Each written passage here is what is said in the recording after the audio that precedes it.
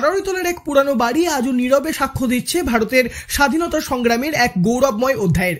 এই বাড়িতেই একসময় অতিথি হয়ে এসেছিলেন ভারতের স্বাধীনতা আন্দোলনের মহানায়ক নেতাজি সুভাষচন্দ্র বসু।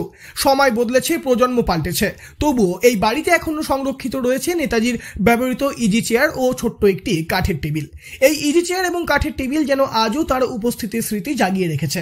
এই বাড়ির মালিক ছিলেন স্বাধীনতা সংগ্রামী, সমাজসেবী ও প্রখ্যাত চিকিৎসক ডক্টর গুণেন্দ্রনাথ মুখোপাধ্যায়। জানা যায়, কাটোয়া মহকুমা থেকে স্বাধীনতা আন্দোলনের অন্যতম মুখ ছিলেন তিনি।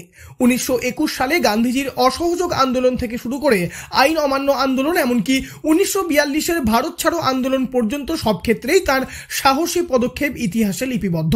শুধু আন্দোলনে অংশ নেওয়াই নয়, বাংলার নানা বিপ্লবী সংগঠন ও বিপ্লবীদের সঙ্গে তার নিবিড় সম্পর্ক ছিল। সেই সূত্রেই তার ঘনিষ্ঠতার পরিধিতে এসেছিলেন নেতাজি সুভাষচন্দ্র বসুও।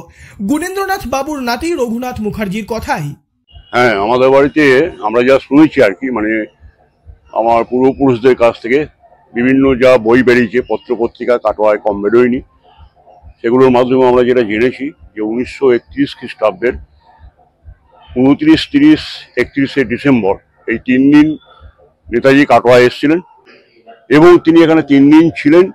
আমাদের বাড়িতে, আমার ঠাকুমার আমাদের বাড়িতে তিনি আতিথেয়তা গ্রহণ করেছিলেন, এই খবরটা আমরা জানি।